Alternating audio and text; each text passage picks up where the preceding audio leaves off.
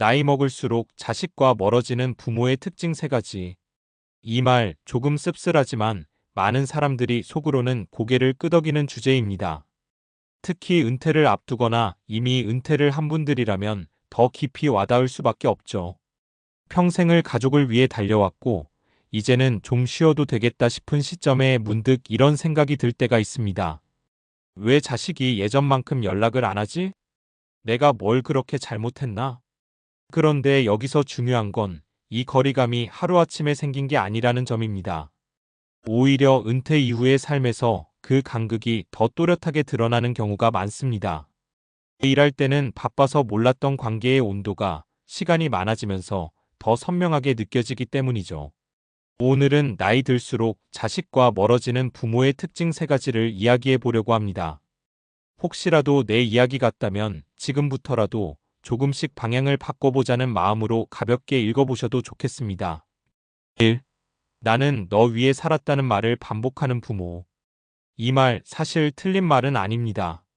정말로 많은 부모들이 자식을 위해 희생하며 살아왔으니까요. 그런데 이 표현이 반복되기 시작하면 자식 입장에서는 점점 부담으로 느껴집니다. 내가 너 대학까지 보내느라 얼마나 고생했는데 내 인생 다 바쳐서 키운 거야. 처음에는 고마움을 느끼지만 계속 듣다 보면 관계가 사랑이 아니라 빚처럼 느껴지게 됩니다. 은퇴 후 시간이 많아지면서 이런 이야기를 더 자주 꺼내게 되는 경우가 많습니다. 인정받고 싶은 마음, 외로움, 서운함이 섞여서 자연스럽게 나오는 말이죠. 실제 사례를 하나 들어볼게요. 60대 후반의 한 아버지는 아들과 통화할 때마다 내가 너 때문에라는 말을 빠뜨리지 않았습니다. 처음에는 아들도 아버지 고생하셨죠 라고 답했지만 어느 순간부터 통화 자체를 피하기 시작했습니다. 나중에는 명절에도 짧게 얼굴만 보고 가는 관계가 되어버렸죠. 부모 입장에서는 나는 진심을 말한 것뿐인데 왜 저러지? 라고 생각하지만 자식 입장에서는 이 관계가 너무 무겁다라고 느끼게 되는 겁니다. 은퇴 이후의 삶에서는 특히 더 내가 어떤 존재로 남을 것인가를 고민해야 합니다. 희생을 강조하는 부모가 아니라 함께 있는 것이 편한 부모가 되는 것이 훨씬 중요해집니다. 2. 자식의 삶에 계속 개입하려는 부모. 은퇴를 하면 시간이 많아집니다. 이게 축복이기도 하지만 동시에 관계에서는 과잉 개입으로 이어지기도 합니다. 그 회사 계속 다닐 거야? 애는 그렇게 키우면 안 되지. 집은 언제 살 거야? 이런 말들이 반복되면 자식은 점점 부모를 편한 존재가 아니라 피곤한 존재로 느끼게 됩니다. 한 50대 중반의 어머니 사례를 보면 은퇴 후 딸의 삶에 적극적으로 관여하기 시작했습니다. 손주 교육, 집안 살림, 심지어 부부 관계까지 조언이라는 이름으로 계속 이야기했죠. 처음에는 도움이라고 생각했지만 딸은 점점 스트레스를 느끼기 시작했고 결국 엄마랑은 거리를 좀 두고 싶어라는 말을 하게 됩니다. 여기서 중요한 건 부모의 의도는 대부분 도움이라는 겁니다. 하지만 자식은 이미 독립적인 삶을 살고 있는 성인입니다. 조언이 아니라 간섭으로 느껴지는 순간 관계는 멀어지게 됩니다. 은퇴 후에는 내가 자식에게 얼마나 필요한 존재인가 보다 자식이 나를 얼마나 편하게 느끼는가를 더 중요하게 생각해야 합니다. 필요할 때 옆에 있어주는 부모가 오래 함께 가는 관계를 만듭니다. 3. 자신의 삶이 없는 부모. 이건 어쩌면 가장 중요한 부분입니다. 은퇴 후 삶의 중심이 오로지 자식에게만 맞춰져 있는 경우입니다. 오늘도 자식 생각만 한다. 자식만 잘 되면 나는 괜찮다. 이 말은 듣기에는 아름답지만 현실에서는 관계를 불편하게 만드는 요소가 됩니다. 왜냐하면 자식 입장에서는 부모의 삶까지 내가 책임져야 하는 느낌을 받기 때문입니다. 한 아버지의 이야기를 들어보면 은퇴 후 친구도 거의 만나지 않고 취미도 없이 오로지 자식에게만 관심을 쏟았습니다.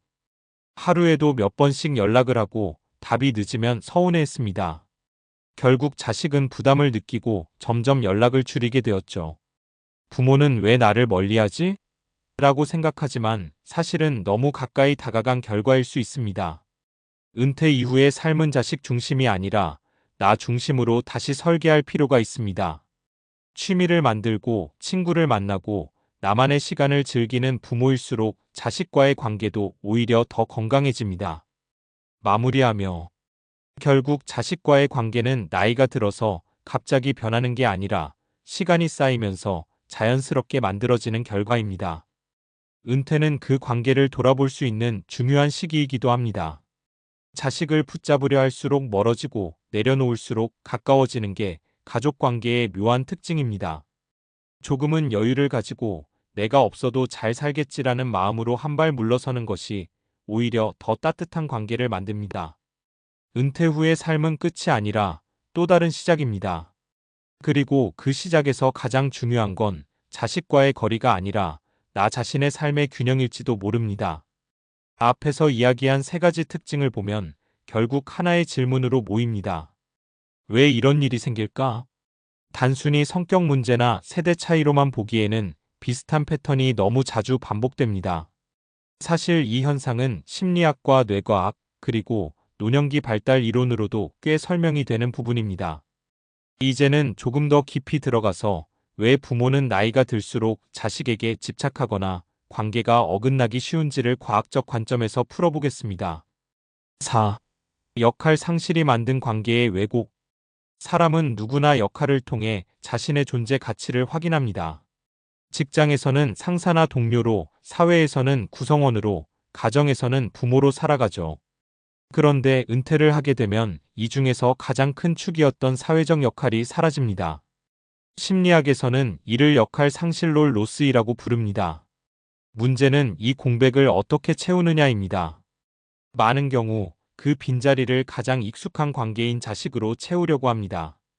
자연스러운 흐름이긴 하지만 여기서 균형이 무너지면 문제가 생깁니다. 예를 들어볼게요.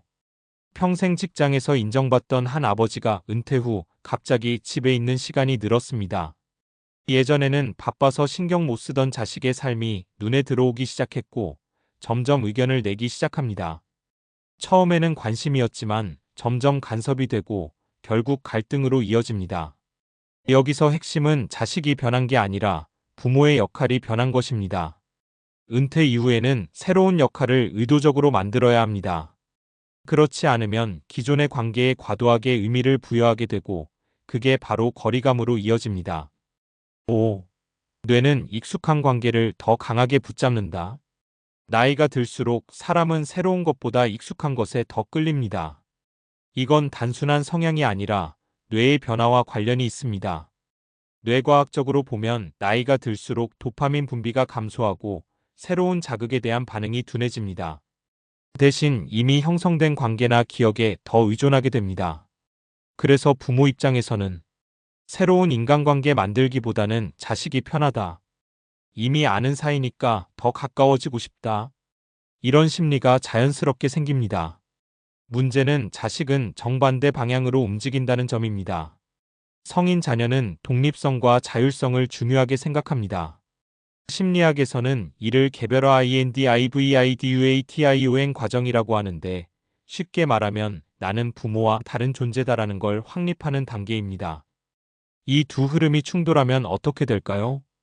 부모는 더 가까워지려 하고 자식은 적당한 거리를 유지하려 합니다. 이 차이가 쌓이면 결국 왜 이렇게 멀어졌지? 라는 결과로 나타납니다. 6. 감정은 전염되고 관계의 온도를 결정한다. 조금 의외일 수 있지만 관계의 거리감은 말보다 감정 상태에서 더 크게 영향을 받습니다.